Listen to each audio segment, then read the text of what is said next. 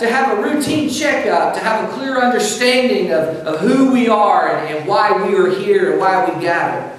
I want to say there's no crisis, there's no conflict, there's no problems in the church.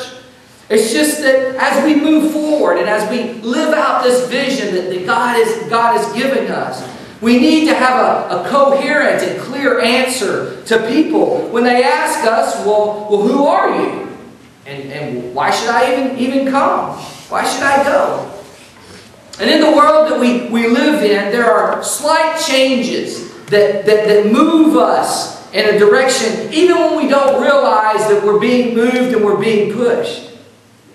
And last week, if you were here, if you watched the sermon on the internet or whatever, I said that we are people of good news. That we are called to preach and to share good news with people, not bad news. And when I said that, I noticed this week, have you noticed how we get news today? Think for a moment this morning how we get news today. And not long ago, when I was young, my family used to gather around the television set religiously at 6 o'clock p.m. and at 10 o'clock p.m. And we would listen and we would sit there and our favorite newscaster would read the news. And he had his paper just like this. Remember those? And they just read the news to us.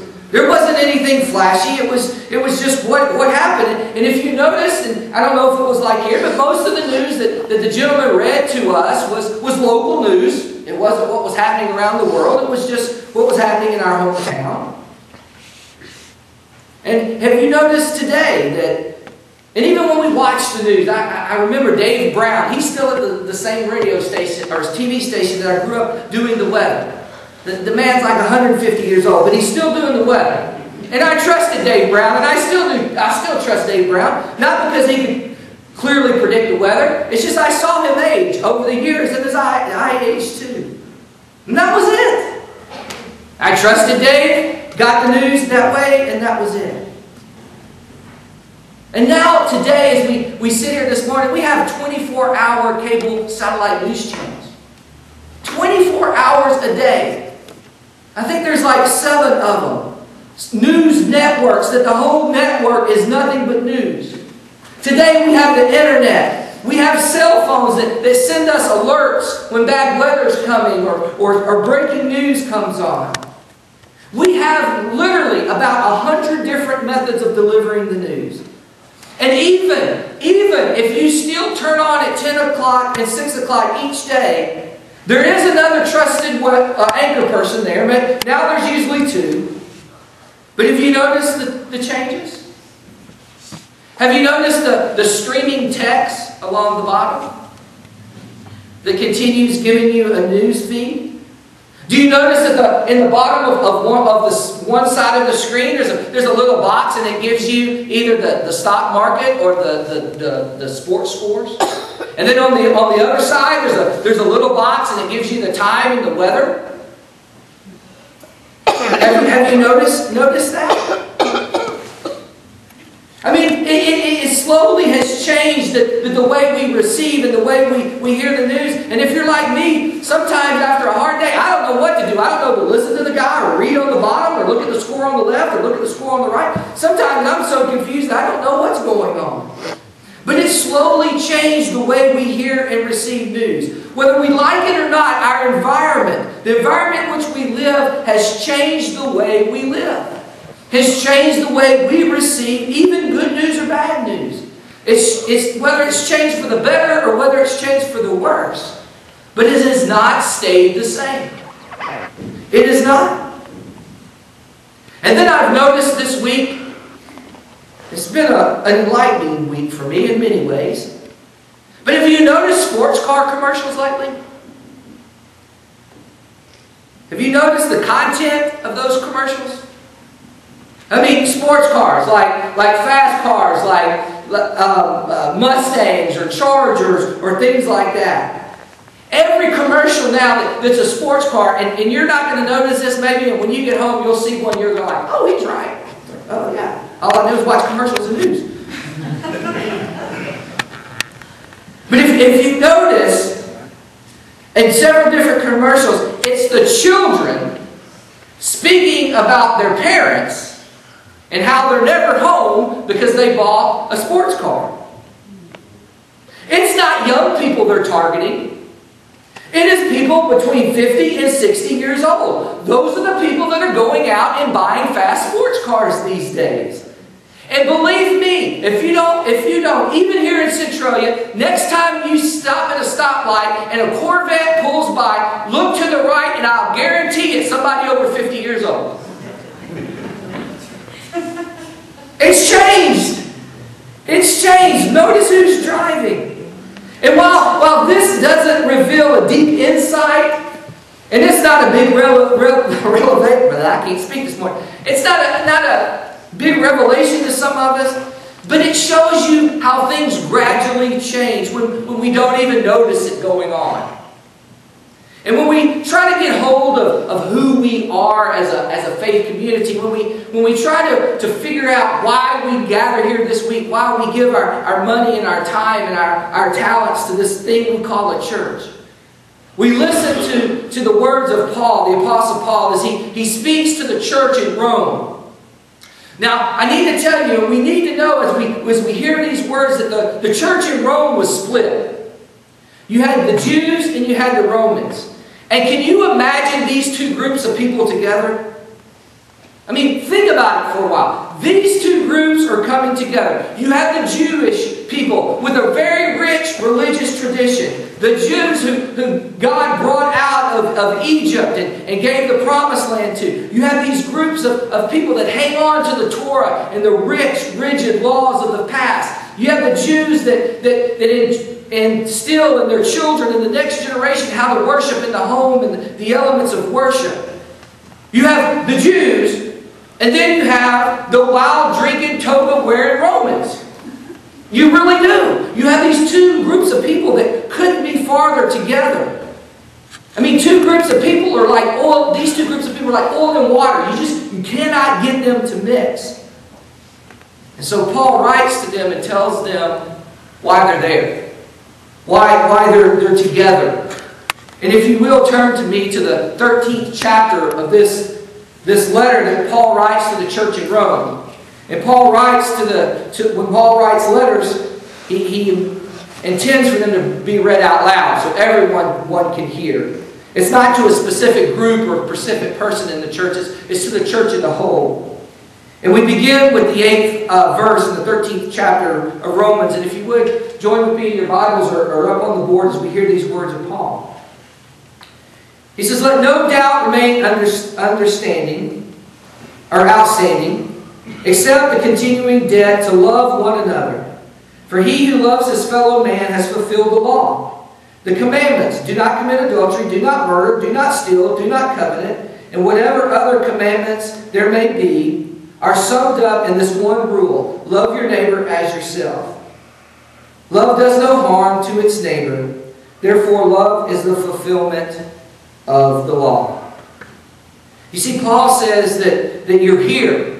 Who you are and why you're here. These two strange groups of people is you're here to love. Christ's body, known as the church, is a place of love. And he says, love, if this church was a lockbox and we needed a key to unlock the mystery or unlock the door to open it up to allow people in, the key is that he says that love leads to obligations.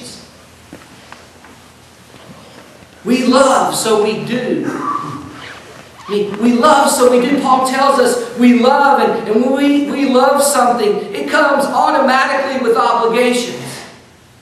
Automatically with obligations. And when we love something, we will take care of it. We will cherish it. We will honor it. And we will serve it with all our being. Not because we feel a duty, but because we love it. We have a special connection to it.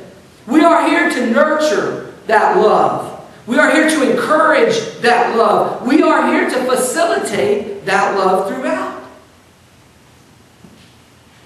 And you can see it. If you've ever watched Centralia Group Work Camp that's coming again, if you've ever been to church camp, you can see it. Every time I've been around those things, I see it in a group of teenagers.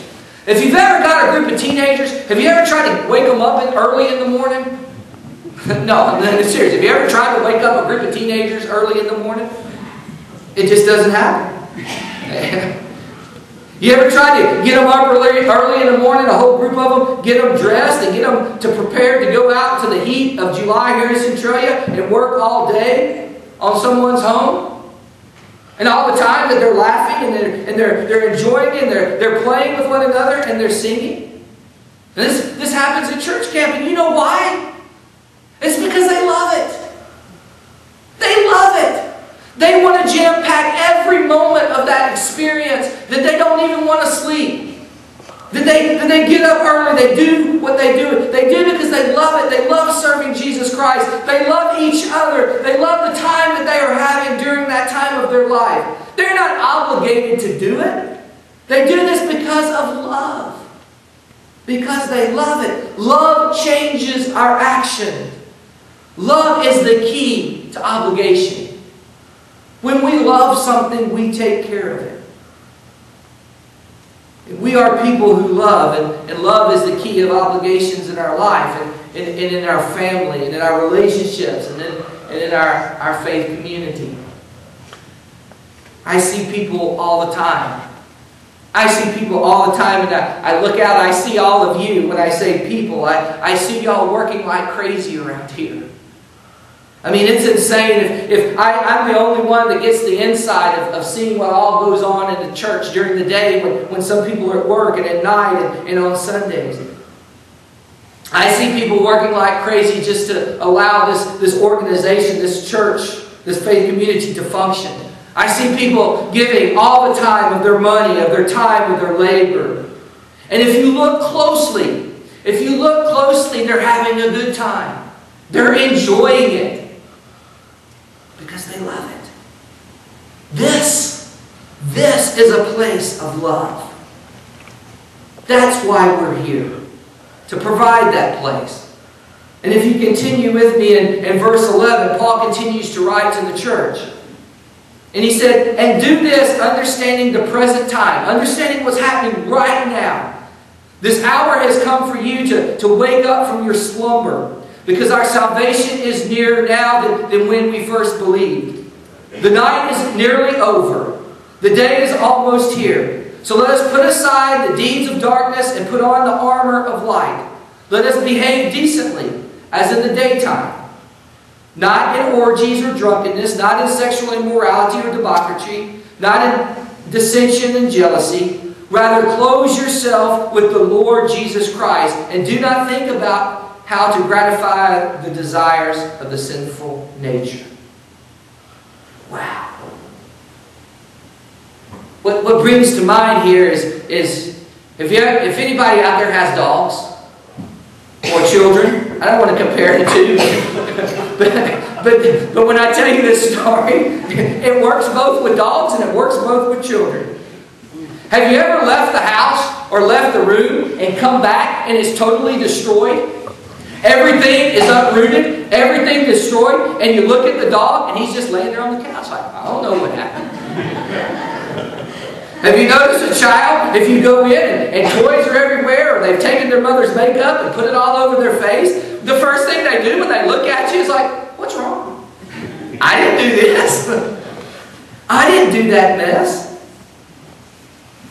It's kind of the same. And what Paul is trying to say is, you've got to understand Paul's theology. You see, Paul had this conviction. I mean, remember, he was the one that was killing Christians. And God did something, transformation in his heart. And now he's the one starting churches. But see, Paul was convinced. He was convinced his entire life, which made him shape the way he lived, which was good, is he was convinced that Jesus was coming back anytime. I mean, Jesus promised when he ascended to heaven that he was coming back. But for Paul, it was going to be any day. I mean, literally any day. It could be tomorrow. So everything had to be right. Everything had to be cleaned up. The parents were coming back. And so you had to get everything, the dishes washed and everything put away, because he was coming. And he had this urgency to everything he did and everything he said. And Paul viewed that the time was now, right now. And Paul had this, and he kept this enthusiasm of changing his life and others' lives to reflect the love of Jesus so that the gift of salvation could be fully received. And Paul's urgency and his commitment did not change his entire life. It did not wane, because he instilled hope in the people of the church. He instructed them to put away their differences and be a place of hope. When people receive hope, you see, they're motivated to change their current situation. When people receive hope, they're motivated to change their current situation. He instructed us to be a place of hope. We are here as a faith community to be a place of hope. When people receive hope, again, they are motivated to change their current situation. Hope motivates us to change our actions. Hope motivates us to change our self-esteem and self-worth. Hope motivates us to change what's going on in our life at this present circumstances. Maybe it was God's design, but through a very weird chain of events and circumstances, I ended up as the head coach of Abby's soccer team when she was younger. The Yellow Jackets had not won a game the season before, so I had no high expectations from the parents. Plus, I had never coached before, nor had I ever played soccer before. So I guess I was their man.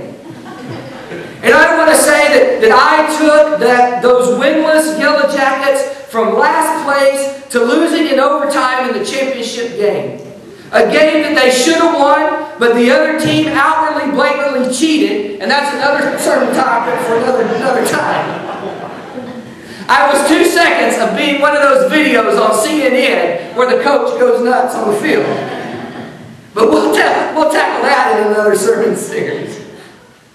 And I'm going to reveal my coaching strategy to you. Here's how I did it. The first thing I did was I realized I didn't know anything about soccer.